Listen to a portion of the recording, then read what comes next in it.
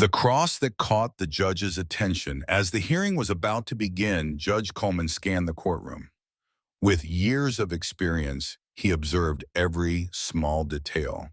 While organizing the files in front of him, his eyes were drawn to the creased necklace around Pam's neck. He furrowed his brow. He believed that just as judges must remain impartial, courtrooms must also remain neutral. To him, religious symbols prominently displayed in a courtroom were elements that threatened impartiality. Opening the microphone in front of him, he addressed the room with a cold voice. "Before we begin the hearing, we need to address a matter." Pam raised her eyebrows slightly and looked into the judge's eyes.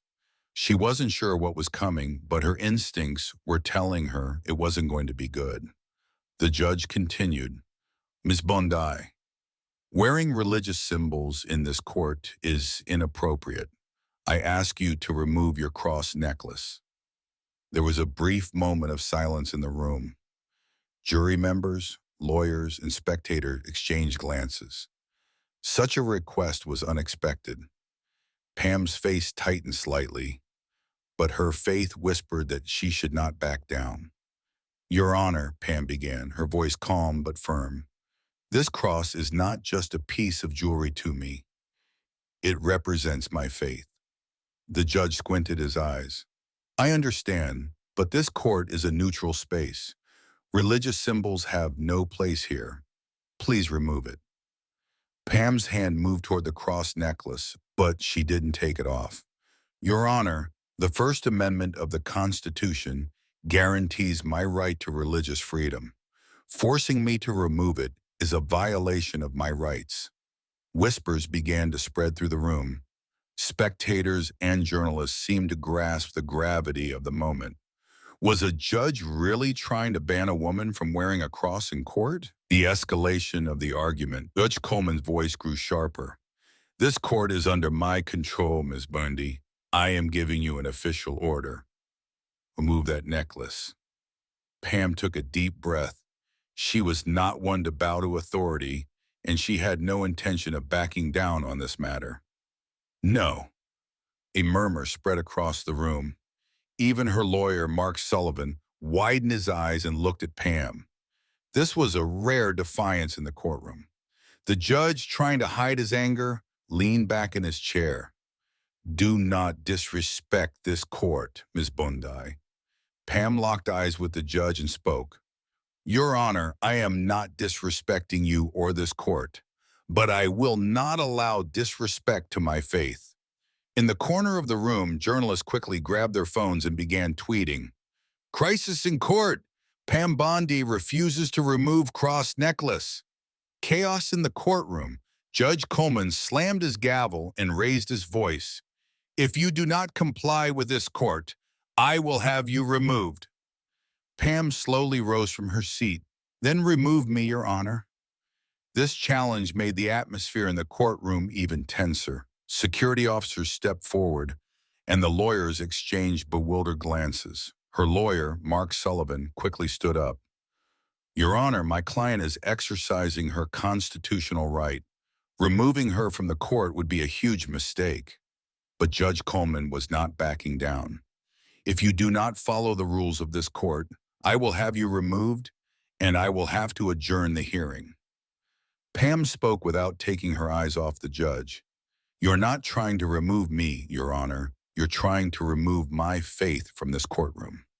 A deep silence filled the room. Then a faint sound of applause came from one of the spectators.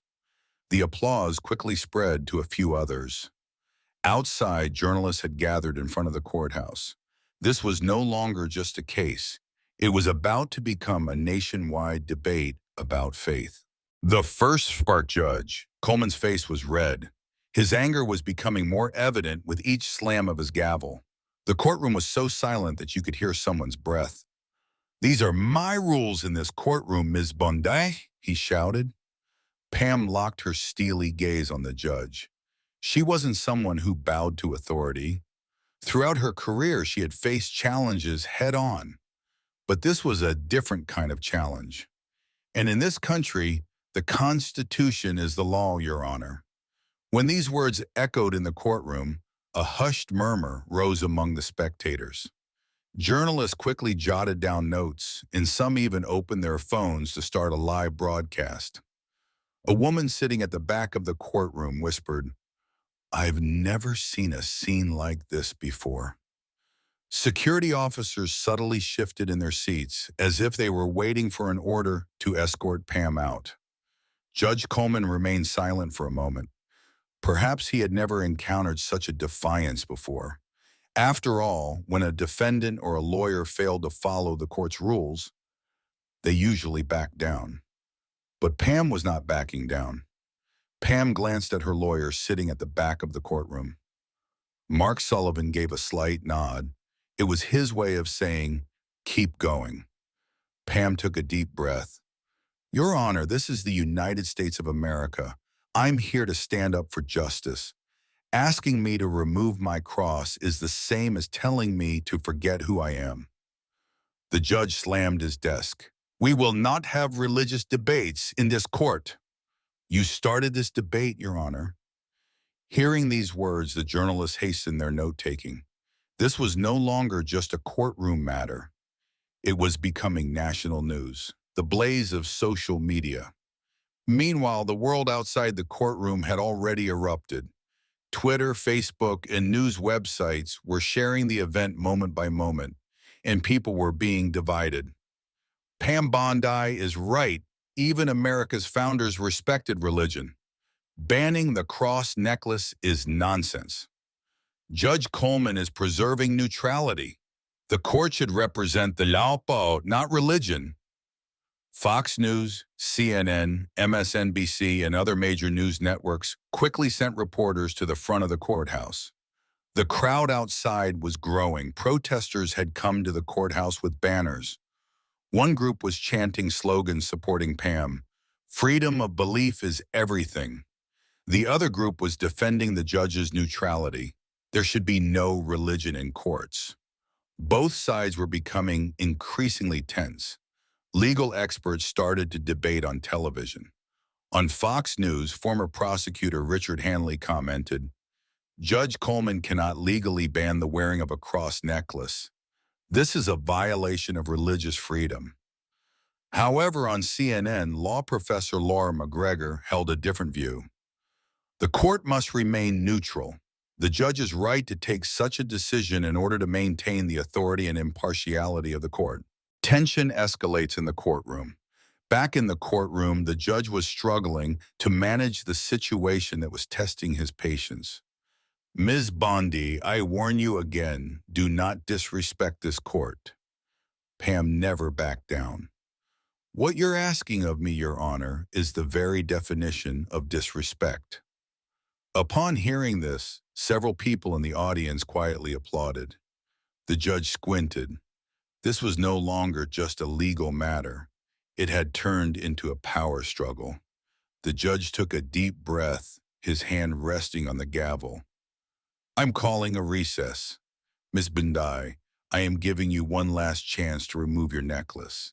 If you fail to comply with this rule, I will have you removed from the courtroom." Pam smiled slightly. "Then I'll wait, Your Honor." Chaos at the courthouse. During the break, journalists quickly rushed out of the courtroom and ran to their live broadcast vehicles. The crowd waiting for Pam's exit started chanting as soon as they saw her.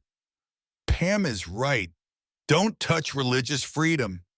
But the protesters on the opposing side weren't silent either. "The court must remain neutral. This is not a church, it's a courtroom."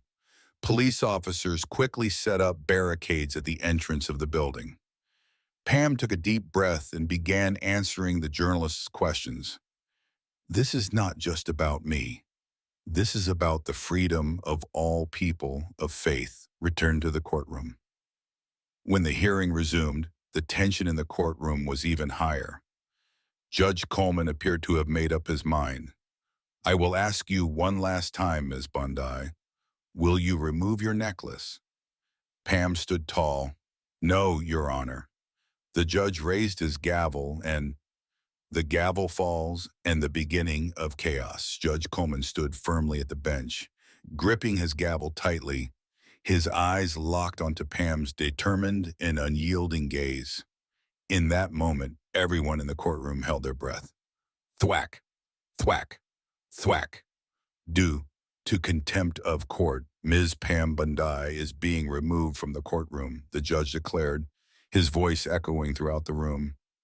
This statement shocked everyone in the courtroom. Journalists quickly jotted down their notes, while Pam's supporters began whispering among themselves. Court officers quickly moved toward Pam. Pam was filled with anger, but kept her composure, taking a deep breath. As the officers approached her, she turned to face them, standing tall, not moving a muscle. "Is this how you plan to silence me?" she muttered. As the officers reached for her wrists, Pam took a step back, raising her hands. "No need, I'll leave on my own. But don't think you've won this fight," she added. With her head held high, Pam exited the courtroom, the murmurs and shouts behind her growing louder. Her supporters cheered, while those who opposed her shouted their disapproval. The media explosion and the political crisis as Pam left the courtroom, a massive media frenzy awaited her outside. Cameras, microphones, and flashing lights surrounded her as she made her way through the chaos. Pam Bondi was removed from the courtroom for defying the court's order. Do you think this is an attack on free speech? The cross necklace crisis tests the limits of religious freedom in the American judicial system. Religious citizens outraged. Is America on the brink of a cultural war? Pam paused for a moment, taking a deep breath. Then, with a stern expression, she turned to the microphones. Today, it wasn't just me who was removed from the courtroom. Today, all people of faith are being silenced. Her words set off an eruption in the crowd. Her supporters cheered wildly, while the opposing group yelled back. Police moved in to prevent any conflict, but the events weren't over. A few hours later, a statement came from the White House. The president's press secretary stepped in front of cameras. The independence of the judiciary is paramount. However, the Constitution also guarantees religious freedom. We must be neutral and cautious in this matter. Instead of calming the tensions, the statement only fueled the fire. People now felt they had to take sides. On one side, conservative politicians supported Pam, while on the other, secularism advocates insisted that the courts must remain impartial. On Fox News, one commentator declared, "Pam Bondi is a freedom fighter." While on CNN, another commentator stated, "There is no place for religion in the courts." The debates escalated so much that, by the next day, protests erupted across the country. The people take to the streets. In New York, Washington, D.C., Florida, and Texas, thousands of people flooded the streets. They carried signs reading, "Don't touch religious freedom. Impartiality in the courts is a must. Pam Bondi is right." While the police tried to control the protesters, tensions were rising in some areas. On social media, the hashtag Pam Bondi hashtag was trending worldwide. As the days passed, the events only grew bigger. Some celebrities started to take sides. A few Hollywood stars from religious backgrounds supported Pam, while some liberals backed the judge's position. What had started as a court case had turned into a national crisis. The Supreme Court gets involved. The scandal reached such proportions that it eventually went to the U.S. Supreme Court. Pam and her attorneys demanded a decision on whether banning religious symbols in court was constitutional. This would become one of the most important cases in the country's history. The ruling would determine whether religious symbols could be banned in all courts in the future. Even Judge Coleman had to take a step back at this point, but he wasn't ready to back down. He made a public statement. "My decision was to ensure the neutrality of the court. This is not a personal attack." But the public had already begun to see Pam's case as a religious battle. The big day, the Supreme Court's ruling. After months of debate, protests, and political disputes, the U.S. Supreme Court finally gathered to announce its decision. The area outside the courthouse was filled with thousands of people. Both sides were anxiously awaiting the outcome. Pam Bondi, accompanied by her lawyer Mark Sullivan, arrived at the court, and a press army thrust microphones toward her. Pam squinted, resolute. No matter what happened, she wouldn't back down. Inside the courtroom, everyone held their breath. The 9 Supreme Court justices took their seats. The Chief Justice opened the microphone and began reading the final decision. Our court has ruled that, under the First Amendment of the U.S. Constitution, individuals cannot be prohibited from wearing personal religious symbols. Pam's heart raced. Then, with the next sentence, she leaped to her feet. Therefore, Pam Bondi's wearing of a cross necklace in court is within her legal rights, and the ruling demanding its removal is declared invalid. The courtroom erupted in applause. Pam, eyes glistening, clenched her fists. This was not just a victory for her, but for millions of people's right to religious freedom. The final act. The echoes of victories, the ruling reverberated across the nation. Some called it a historic day, while others claimed that the neutrality of the courts had been compromised. Pam Bondi made the following statement to the press. "This is not just my victory, but the victory of anyone who believes in freedom." And so, a small incident in a courtroom had turned into a massive movement that would go down in American history. The storm didn't settle. A new battle begins. Pam Bondi felt like a hero after the Supreme Court's decision. However, the political and societal repercussions of this ruling would soon thrust her into an unexpected new battle. The legal process had concluded, but the media and public were determined to keep the issue alive. Judge Coleman, watching the decision on TV, became visibly upset. Gripping his gavel tightly, he gazed out of his office window. For him, this decision was not just a personal defeat, but a turning point that threatened the neutrality of the judiciary. Later in the evening, Coleman appeared on CNN, making sharp remarks about the ruling. "This decision puts the neutrality of the judiciary in jeopardy. Courtrooms should not be places for religious or political symbols." These comments found strong support, especially among secular groups. But Pam's supporters weren't idle. Messages rapidly spread on platforms like Twitter, Facebook, and Instagram, with slogans such as "Time to fight for greater freedoms." In conservative states like Texas, Florida, and Alabama, a new debate began. If crosses are now allowed in courtrooms, why not have Bibles on desks? Now the issue had escalated from a simple ornament to a massive movement that could transform the entire judicial system. The White House's intervention. The president convened an emergency meeting in the Oval Office with his advisors. The topic was the growing tensions and protests across the country. President, this is getting out of hand. Public opinion is divided and Congress is under pressure. What do we do now? Advisor, if this debate continues, there will be calls for larger religious symbols and rituals in courtrooms. Radical groups may exploit this opportunity. The president rubbed his forehead and took a deep breath. The elections were approaching, and this issue was putting him in a tough spot. The White House issued a brief and clear statement the next day. The Supreme Court's ruling is binding. However, new regulations will be discussed to ensure the neutrality of the judiciary. This was the official confirmation that Pam Bondi's victory had opened the door to a new battle. Protests escalate. Following this statement, protests across the country intensified. In New York, thousands of people took to the streets with banners saying, "The judiciary must remain neutral."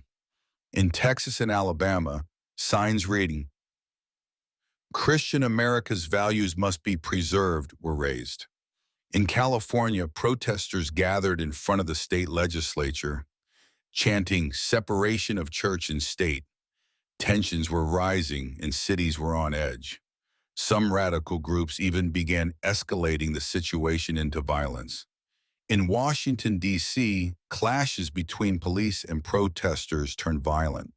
Vehicles were set on fire and businesses were looted. Pam Bondi began to feel uneasy about the situation spiraling out of control.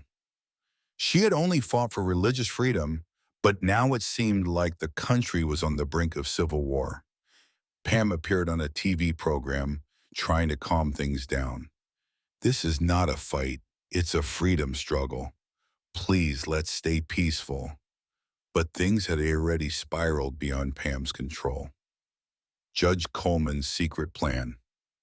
Meanwhile, Judge Coleman had other plans. He believed that this decision would damage the future credibility of the judiciary, and he was searching for a way to reverse it.